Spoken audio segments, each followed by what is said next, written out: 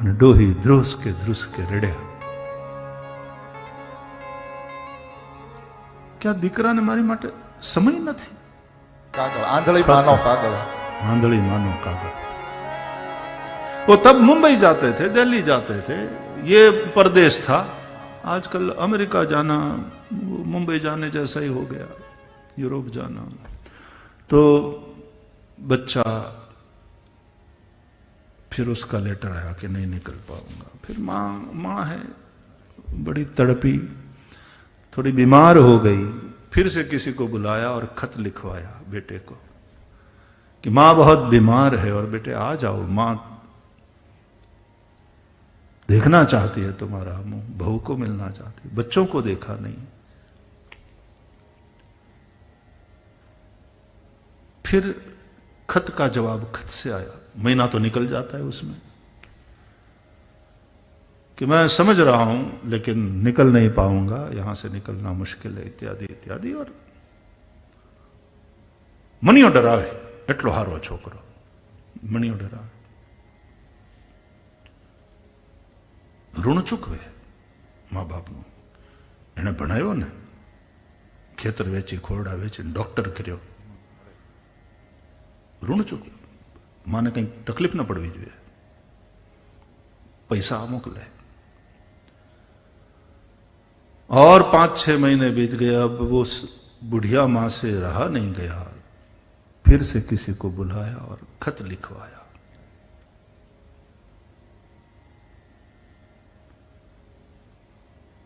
लिखो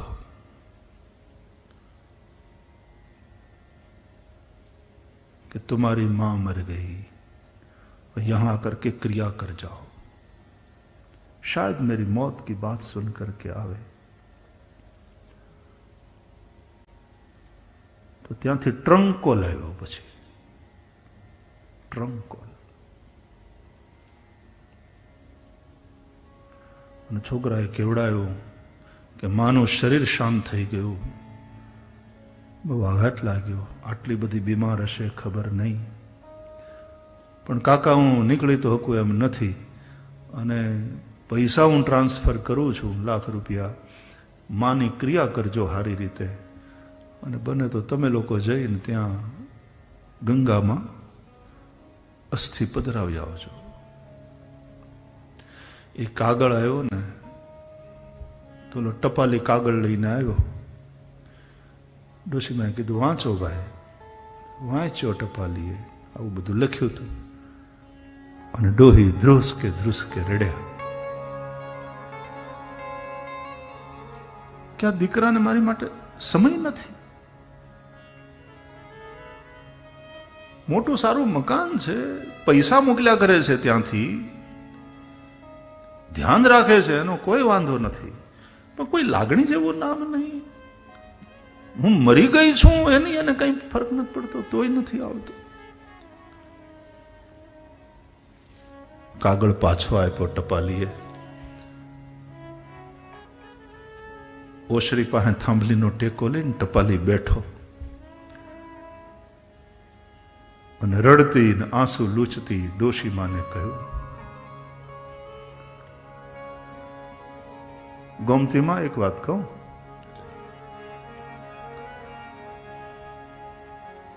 અમે તો આપણે તો આજ ગામમાં આટલા વખતથી તમને ઓળખીએ છીએ. તમે ખાતા પીતા પરિવારના લોકો, ગામમાં તમારું નામ અમે જોયું છે. તમે છોકરાઓના માટે ખૂબ કર્યું, એને ભણાવ્યા, એના માટે ખર્ચો કરવામાં કાંઈ બાકી ન રાખ્યો, અને એને ડોક્ટર બનાવીને તમે વિદેશ મોકલ્યા, અને ત્યાં તમારા આશીર્વાદથી છોકરાઓ સુખી છે. પણ હવે આવતો નથી દીકરો, એટલે તમને આટલું દુઃખ થાય છે ને તમે આંસુડા સારો છો. તમારા ઘરમાં નોકર ચાકર હતા, અત્યારે છે, 1-2 લોકો સતત તમારી સેવામાં છે, ને છોકરો ત્યાં બેઠો બેઠો ધ્યાન રાખે છે કે માને કંઈ તકલીફ ન પડે, પૈસા મોકલ્યા કરે છે, પણ એની પાસે સમય નથી તમારી પાસે માં ખોટું નહીં લગાડતા. હું તમને કહું, એ નનકુડા હતા ને ત્યારે તમારી પાસે એના માટે સમય નહોતો. જૂની આપણી કવિતા. અને સાગર જેવડું સત, અમૃત ભરેલું અંતર જેનું સાગર જેવડું સત. પૂનમ ચંદના પાનિયા આગળ ડોશી લખાવે ખત, ગગોએ મુંબઈ ગામે એ ગીગુભાઈ નાગજી નામે, ગગોએનો મુંબઈ ગામે. ખોરડું વેચ્યું ને ખેતર વેચ્યું, અને કુબામાં કર્યો છે વાસ. જારનો રોટલો જડે નહીં તે દી, પીવું છું એકલી છાશ. તારે પકવાનનું ભાણું, મારે નિત જારનું ખાણું. આંધળી ડોશીનો એ આયાઓના હાથમાં જ રમીને મોટા થયા, અમે જોયા છે. તમે છોકરાઓ માટે પૈસા ખર્ચવામાં કંઈ બાકી નથી રાખ્યું. સારામાં સારું સ્કૂલિંગ મળે એટલે પછી ઓલો દુહો લખાણો કે હાડલો કર્યો નહીં હુગાડવો, અનંત કોઈ દી ધોયા નહીં તેના બાળોતિયા. પછી અંતકાળે તને માં એ તારા છોરું ક્યાંથી સાંભળ્યા.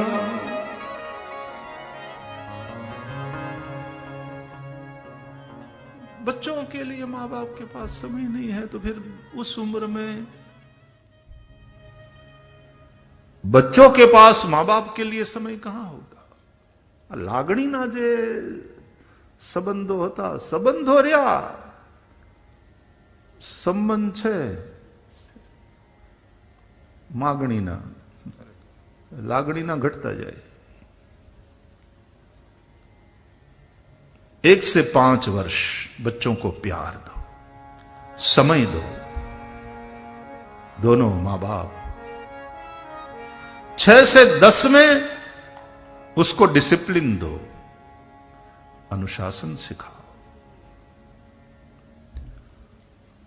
11 से 15 में उसको चरित्र दो, एक शील का निर्माण करो. और फिर प्राप्ते तो 16 वर्षे, वो 16 साल का हो जाए तो फिर पुत्र मित्र वदाचरे, फिर पुत्र को मित्र की तरह.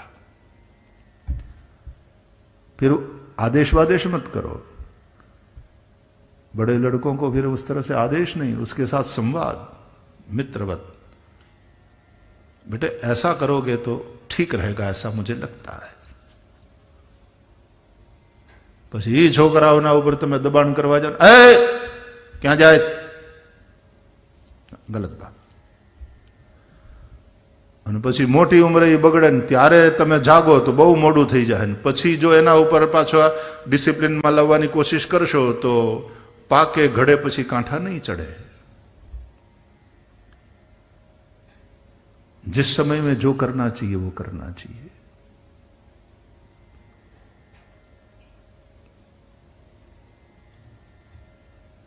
अब पौगंड वय में आए, पहले बछड़े चराने लगे और बछड़े चराते चराते एक बार वत्सासुर का उद्धार किया भगवान ने. ये कथा है. मोहरूप वत्सासुर का उद्धार करने के बाद फिर जमुना जी के तट पर बकासुर का उद्धार है. ये दंभ रूप है. बकासुर बगुले के रूप में था, बकी का भाई है. बकी यानी पूतना. एक एक जो असुरों को मारने की बात है वो जीवन से आसुरी वृत्ति जो दुर्गुण है उसको मिटाते चले जाने की बात है. दंभ रूप बकासुर मरे.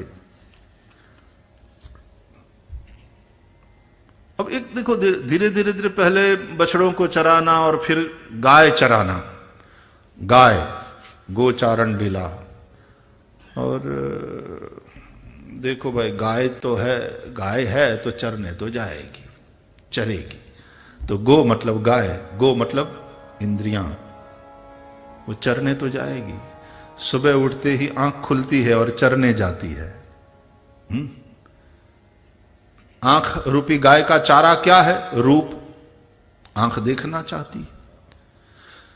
श्रोत्र इंद्रिय, ये भी गाय है दूसरी, ये भी चरने जाएगी। वो क्या चरती है? बोले शब्दों का चारा। जिह्वा चरेगी क्या? बोले रस उसका चारा है। ये इंद्रियां गाय है और वो चरने जाएगी। सुबह उठते ही इंद्रियां चरने जाती हैं और उन गायों को ये गोपाल है, उसकी रक्षा भी करते हैं, गोचारण करते हैं, उन्हें उनका चारा भी देते हैं, लेकिन उनको कंट्रोल में भी रखता है गोपाल। दो बातें हैं, छड़ी है और मुरली है। कृष्ण जब गाय चराने जाते हैं तो छड़ी भी है और मुरली भी है, और कभी वेणुनाद से गायों को अपनी ओर आकृष्ट करते हैं, आनंद देते हैं, और कभी छड़ी के द्वारा उन्हें कंट्रोल करते हैं। दंड, ये भी जरूरी है। तो ऐसा भी कहा गया है कि ये जो छड़ी है वो ब्रह्मा का रूप है, और बांसुरी जो है, वेणु जो है, वो शिव स्वरूप है। इस दृष्टि से शिव और ब्रह्मा भी साथ में होते हैं। और इस तरह से गोपाल की दिव्य गोचारण लीला हो रही है। आइए, ઘણું બધું કહેવું છે, ઘણું બધું કહેવાનુંય તે છે, આમાં હજી ઘણુંય બાકી છે। કહેવા જેવું છે, સાંભળવા જેવું છે।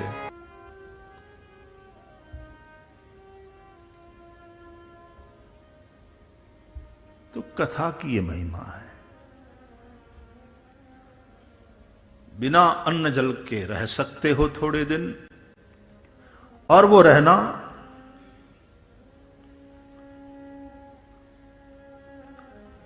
व्रत के अंग रूप हो तो विशेष फायदा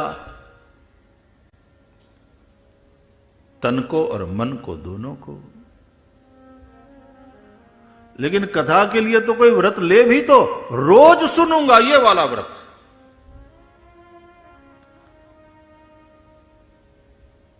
श्लोकार्धम श्लोकपादम वा पठेत भागवतम च यः नित्यम पुण्यमवाप्नोति राजसूयाश्वमेधयो।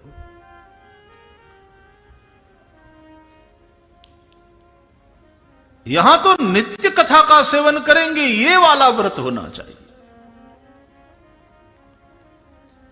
बिना कथा के, बिना सत्संग के दिवस नहीं जाएगा, ये वाला व्रत हो।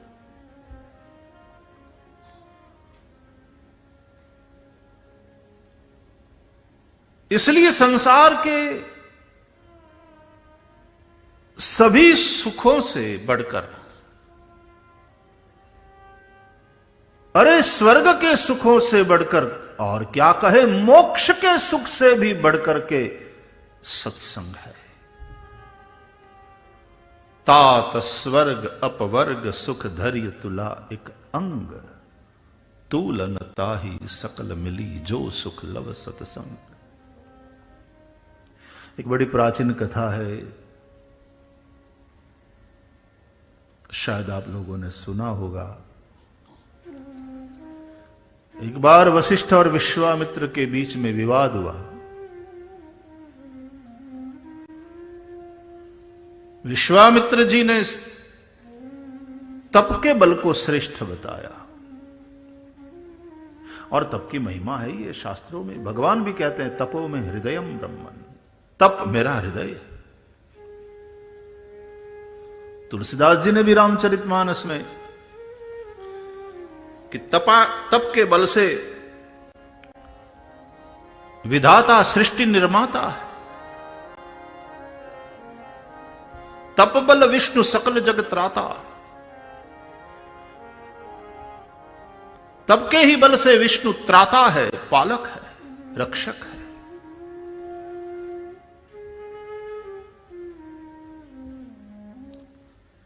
तप बल शिव जी करई संघारा। तप के बल से ही शिव संहार करते हैं, प्रलय करते हैं।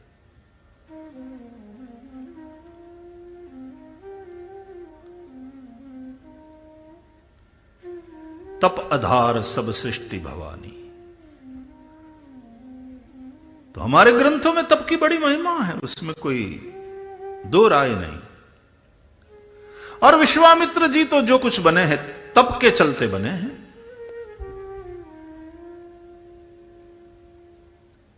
क्या गायत्री जपी है, कठिन तपस्या है। इसलिए विश्वामित्र तप की महिमा का गायन करें, स्वाभाविक है। तो वशिष्ठ जी ने कहा कि हां, तप का बल श्रेष्ठ है, तप के बल की महिमा है, परंतु उससे भी बढ़कर के सत्संग का बल है।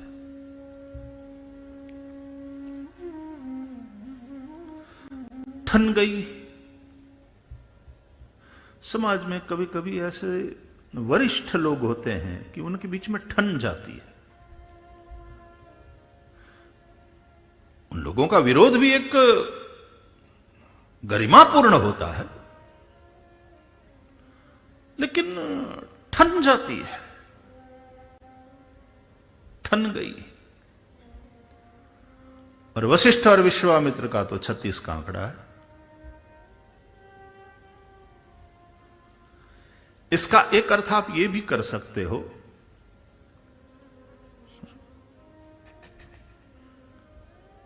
कि विश्वामित्र तपस्वी है, वशिष्ठ विधि के बेटे हैं।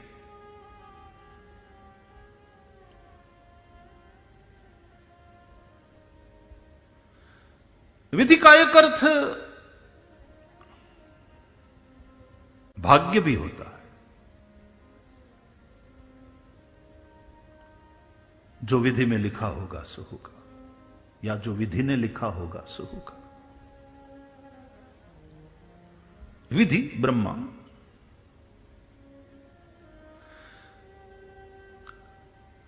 इसलिए तप यानी कर्म पर भरोसा रखने वाले और भाग्य पर भरोसा रखने वालों में तो ठनेगी। आज भी समाज में आप लोग ये वाली बहस तो सुनते ही होंगे। कोई भाग्य को बड़ा बताता है और कोई कर्म को, है ना। पुरुषार्थ नहीं है तो कुछ नहीं है। और कोई कहते हैं लाख पुरुषार्थ करके मेहनत करके मर जाओ, अमुक लोगों के बेचारे के भाग्य में कुछ नहीं होता तो उन्हें कुछ नहीं मिलता। और कई लोग होते हैं जो थोड़ी सी मेहनत करते हैं और गड़गड़ियों बरसात हो जाती है। तो प्रारब्ध और पुरुषार्थ, प्रारब्धवादी और पुरुषार्थवादी के बीच में तो आज भी बहस होती है। ठन गई।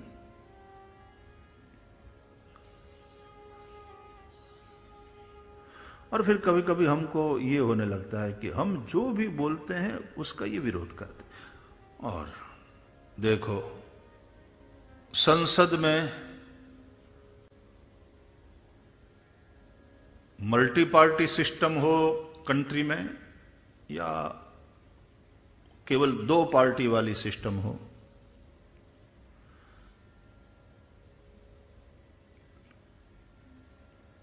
लेकिन शासक और प्रतिपक्ष ये तो रहेगा। और फिर कभी कभी प्रतिपक्ष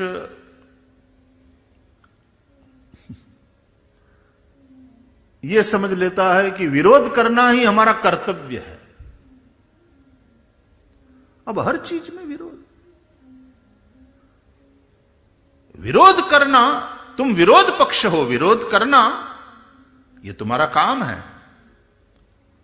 प्रजा ने आपको प्रतिपक्ष में बैठने का आदेश दिया है, तो विरोध करना आपका काम है। लेकिन विरोध क्यों, किस बात पर, किस प्रकार से, यह विवेक तो होना चाहिए। विरोध करने में राष्ट्रहित है कि पार्टी का हित है, यह प्रश्न है। तुम पार्टी के अपने पक्ष के हितों को आगे करके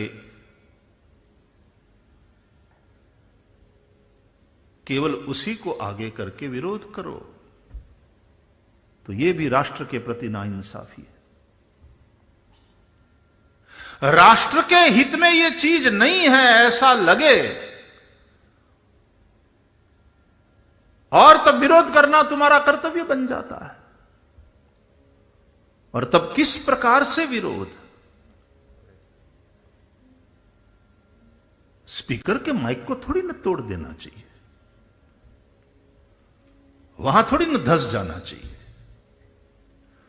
कभी कभी तो संसद की और कहीं विधानसभाओं के असेंबली के दृश्य को देख करके लगता है कि आवा तोफान तो स्कूल में ओला तोफानी छोकराओ नहीं करता, અને એને તો કંઈક સજા તો થાય હરખી રીતે પાછી, રસ્ટિકેટ કરી નાખે ઘણી વાર। तो जरूर विरोध करना चाहिए। विरोध पक्ष है तो दो पक्ष तो रहेंगे, लेकिन हम जो भी कुछ करेंगे उसका इनको विरोध करना ही है, ऐसा हो जाता है कभी कभी ना। विरोध करने लायक बात हो निश्चित रूप से विरोध कर, और वहां विरोध ना करें तो भी अपनी ड्यूटी को चूकते हैं, अपना फर्ज चूकते हैं। एक जागृत और सबल विरोध पक्ष प्रजातंत्र को मजबूत करता है। ऐसा विरोध पक्ष अनिवार्य है प्रजातंत्र की मजबूती के लिए।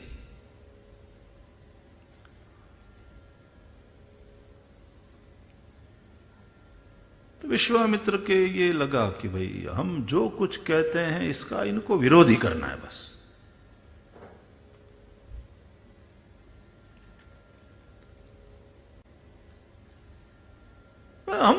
हम थोड़ी ना ये कह रहे हैं कि तप का बल श्रेष्ठ नहीं, तप के बल की महिमा है हम भी मानते हैं, लेकिन उससे बढ़कर के सत्संग का बल है।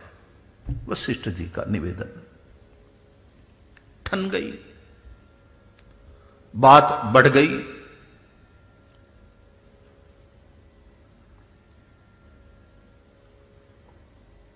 मध्यस्थी करने के लिए किसी और के पास जाया जाए,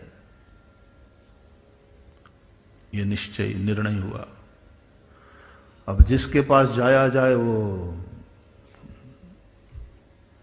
इन दोनों से भी थोड़ा बढ़कर के होना चाहिए। बोले चलो शेष जी के पास जाते हैं, भगवान संकर्षण के पास। शेष जी के पास गए। पधारो महानुभाव, कैसे आना हुआ? बोले एज यूजुअल ठन गई। अच्छा, अब की बार कौन बात पर ठन गई? कौन मुद्दे पर? विश्वामित्र जी ने कहा कि मैं कहता हूं कि तप बल ही श्रेष्ठ है।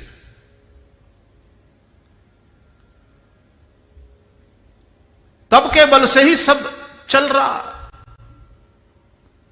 सृष्टि की उत्पत्ति, स्थिति, लय सब में तप बल ही काम कर रहा है। तप ही सृष्टि का आधार है। हाँ हाँ, भोले बाबा भी कहते हैं तप आधार सब सृष्टि भवानी। ठीक है, तो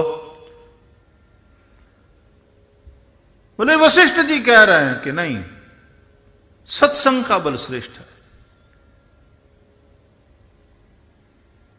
अब भाई जाके 7 दिन कथा में बैठना, दोपहर में 2 सत्र वाली कथा हो या 1 सत्र वाली सुबह में, और कथा में अभी तो आरती पूरी नहीं हुई और जाकर के पंगत में बैठ करके और फिर मोहनथाल और गांठिया उड़ाना, पेट भरना, दाल भात वगैरह और हरिहर भंडारे में करके और फिर चले आना। इस प्रकार से 7 दिन कथा सुनना और वर्षों तक तपस्या करना है, दोनों में फर्क तो है कि नहीं?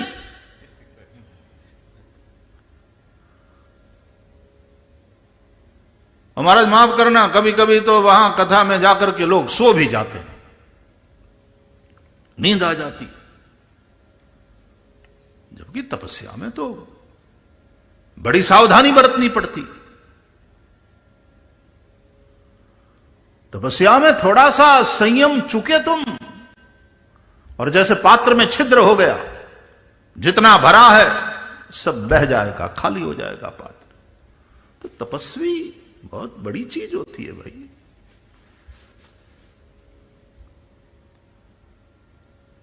और विश्वामित्र से बढ़कर के ये कौन जानता है, वो इतने सालों की तपस्या, और फिर मेनका के एक नृत्य ने उसके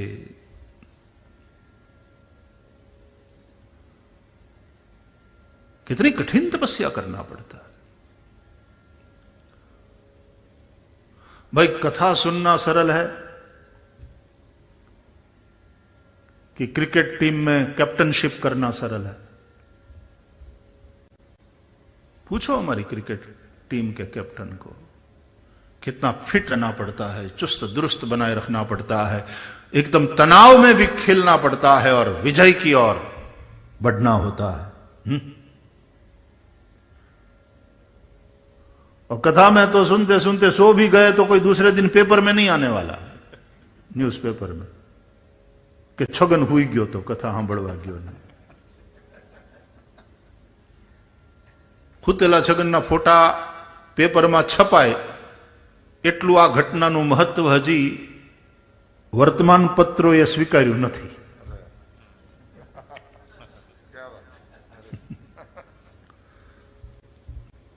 हाँ, संसद में कोई हुई जाए तो वળી एना फोटा छपाय।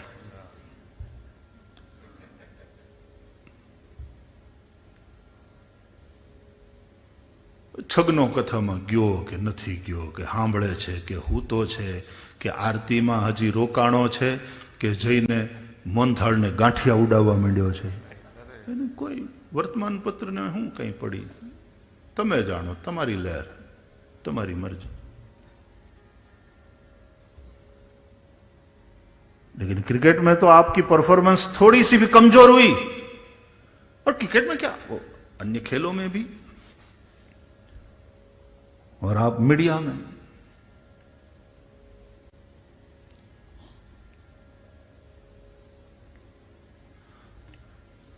वर्ल्ड कप जीत कर आती है टीम और एयरपोर्ट पर लोग रिसीव करने जाते हैं, स्वागत करते हैं, और हार करके आई तो लोग, कितना तनाव के बीच में अपना काम करना होता। तप है, तप है, निश्चित रूप से तप है। ये रियलिटी शो में भी जो स्पर्धाएं होती है, क्या अपने आप को तैयार करते हैं बच्चे, कमाल, तप है। कृष्ण त्वदीय पदपंकज पंजरान्ते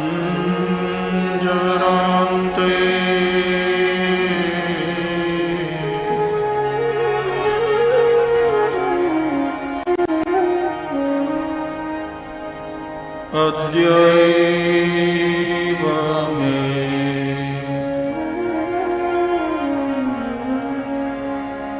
विशतु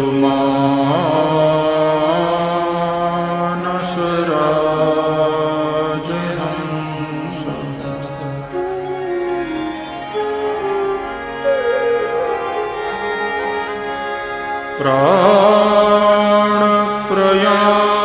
प्राणप्रयाण समये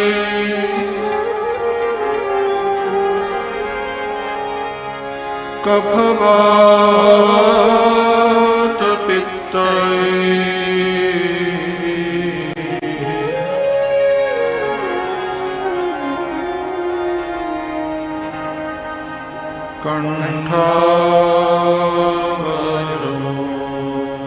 कंठावरोधनविधौ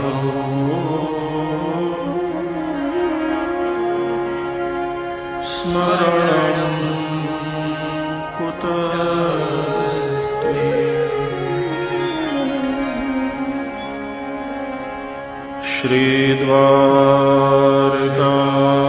श्रीद्वारकाधीश की जय।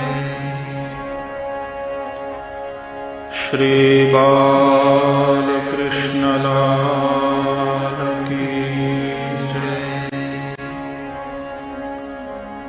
सद्गुरु भगवान